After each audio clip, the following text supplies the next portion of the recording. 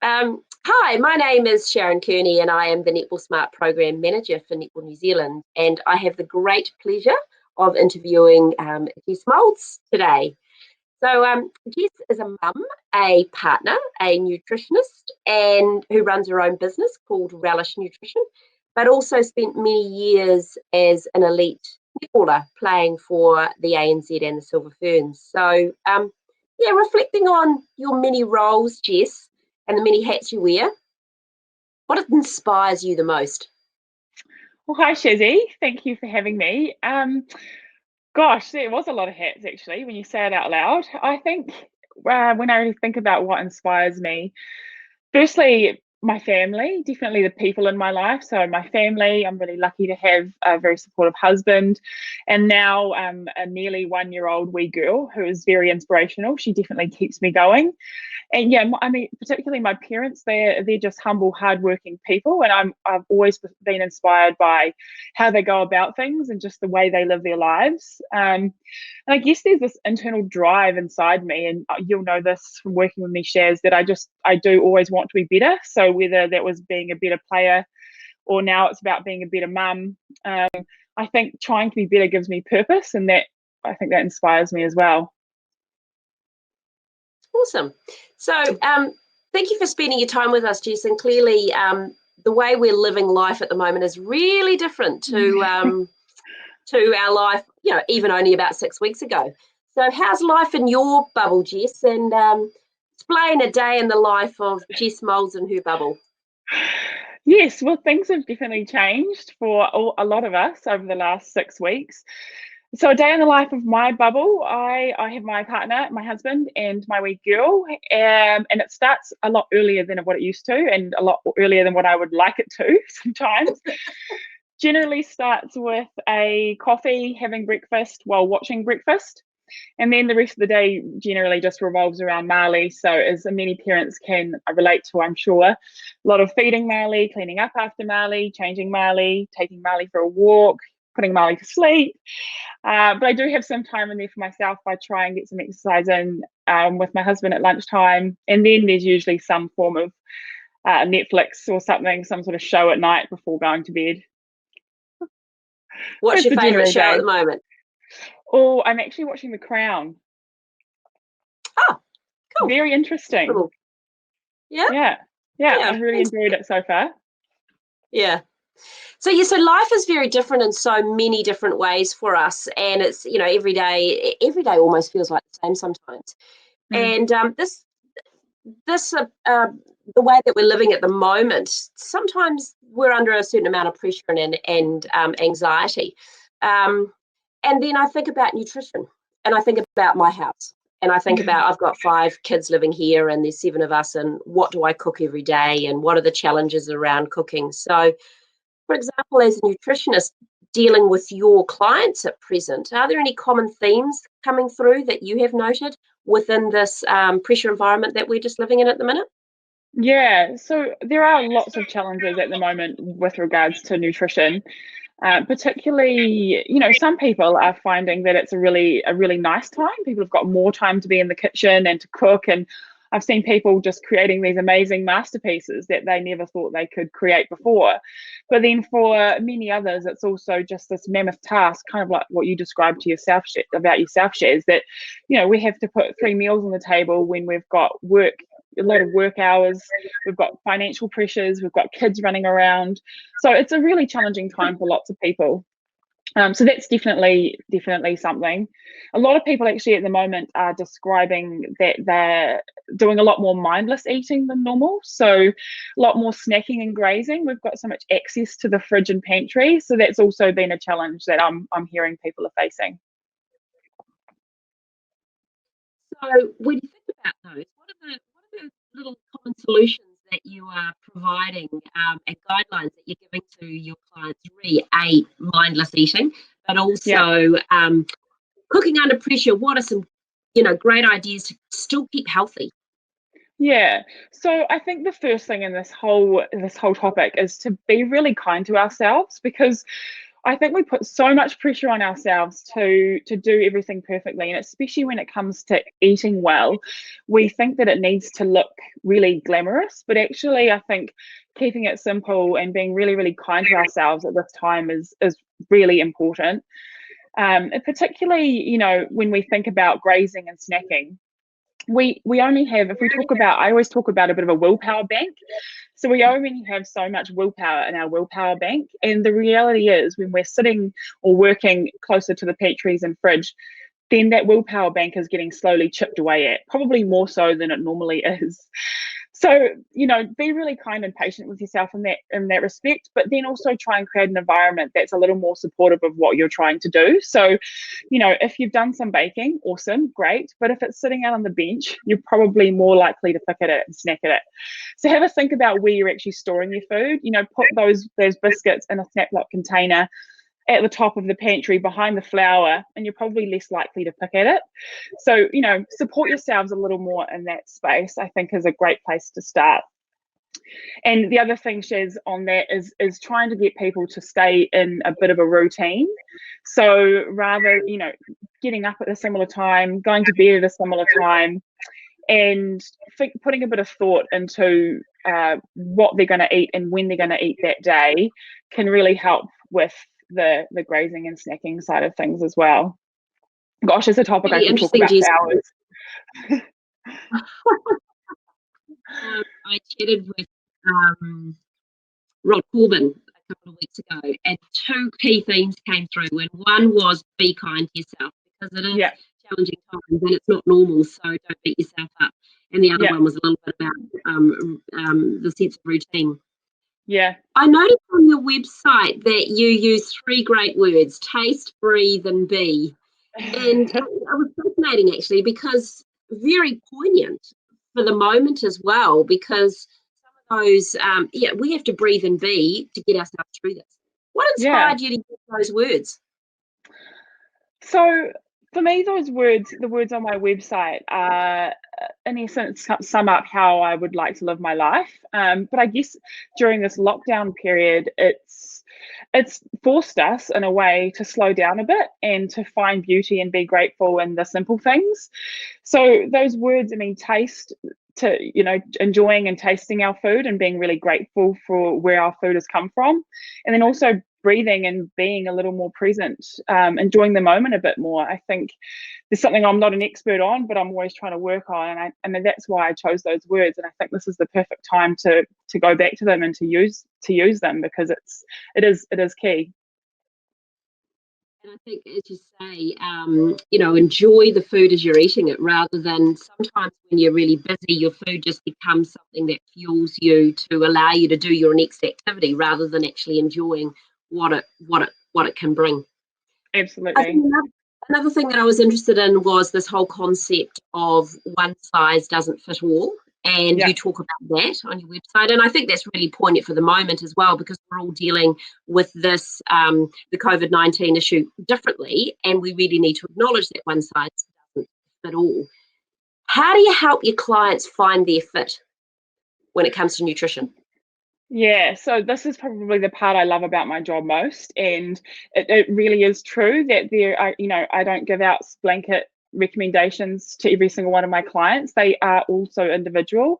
And when I meet with a client, you know, for the first hour, essentially I just get to know them. I learn about their medical history, their cultural beliefs, their background, their likes and dislikes, their cooking skills, you know, so many different things about that individual.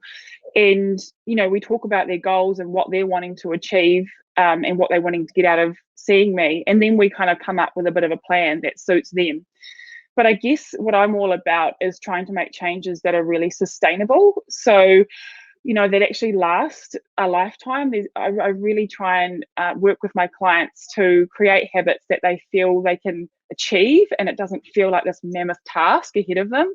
So I think simple and sometimes, you know, slow and steady wins the race. And that's how I go about my work, is trying to be a little more realistic with what we expect from ourselves.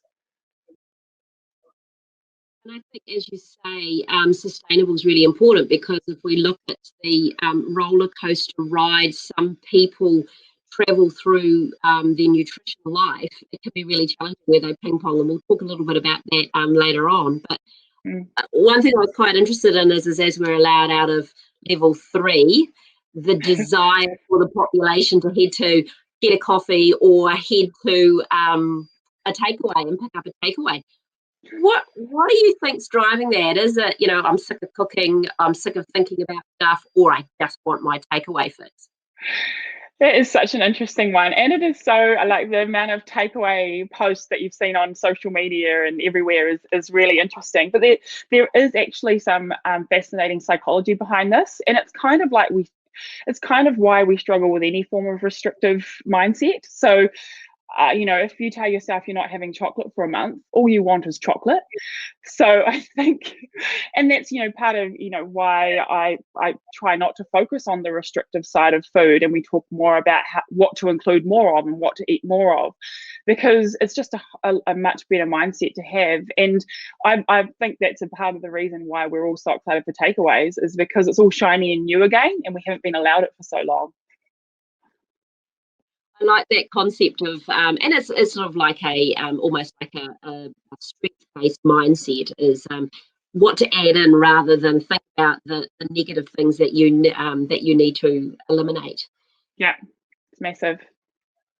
So if we think about this context in terms of under pressure, we can also think about in our everyday normal lives where planning to eat well when we're busy and it's challenging can be tough when we know that we're working a long day, we've got 3 kids at home. And how can we, what simple solutions have we got to make that a little bit easier, knowing we're busy, but knowing we want to eat healthy and want to work towards possibly your solutions that you provide in terms of healthy eating? Yeah. So, I mean, when it comes to eating well, especially when you're really busy, and I like, especially when I was an athlete and now as a busy mum, again, I go back to just keeping it really simple. So there's this whole idealism that to be healthy, we need to be drinking green smoothies and having kale salads all the time, every day, and that's the only way we can actually reach these idealistic, healthy ways. But actually, healthy eating doesn't need to be glamorous. Just keeping the basics going is all you need to really think about. And I think, again, like I've touched on, I always talk about, okay, how can I get more nutrients into my diet? How can I add more goodness in? So that might be starting with just getting more vegetables. So and simple ways to do that. So it might be that you use your frozen veggies and you chuck more of them into your stir fries and your casseroles and your stews. The slow cooker is awesome and such a great thing when you're busy. Throw it on in the morning and come back and it's done. How can I roast vegetables and add them to a salad, or grate carrot into mince? So, even just doing that can make a massive difference to your overall health, just focusing on getting more vegetables into your diet rather than worrying too much about it being fancy and how many carbs and protein and we need to be having. It's actually just focusing on how can I get more nutrients in, how could I add some more veggies, and you're already doing really, really well. I think that whole concept about nutrients is really interesting because and trying to encourage people to understand that the nutrient value of some foods adds such value to our health and well-being versus something over there that may taste good but is, in terms of nutrient value, is not actually adding terribly much to our overall well-being. Yeah. With the netball, we deal a lot with secondary school kids who are busy trying to be lots of people. So they want to be the academic that's doing really well, they want to be the sports person, and they may well be in an academy, and they're being really pushed to be performing at a great level for their school. They may want to be a leader, but they're part of a family. And you probably deal with these kids as well, and we see them in our physio clinics, sometimes a bit broken. And they find it really challenging to be everything that they want to be, to do it well, but also to fuel them while they are growing. When you're dealing with your young kids like that, what are the key strategies that you help them with? Yeah, so I think with our young ones, we want to give them some education on why it is important that we fuel ourselves with nutritious food. So the language that we use around food is really key. So rather than talking about food, eat this because it's good for you, or you shouldn't eat this because it's bad for you, talk about food in a way that they can relate to. So, this is great to eat because it helps fuel you, gives you energy to run and jump and play netball, or this is going to help you recover after your training session, so you can actually do that again tomorrow. So rather than it being a good or bad thing, it's just more something that they actually can relate to and they want to do without feeling pressured to. And I guess the other thing when it comes to helping our young ones eat well, especially when they are really busy, is role modeling. So what we do as adults and as parents is so key to what our children and what our young ones will do. If they see you refueling after exercise, then they're probably going to do it too. If you sit down together at the table and you're role modeling what a balanced meal should look like and you're eating nourishing foods, then they're more likely to as well. Don't get me wrong, there are challenges, absolutely. And kids will be kids and they will refuse food, but the more they see you doing it, the more likely they are to do it as well.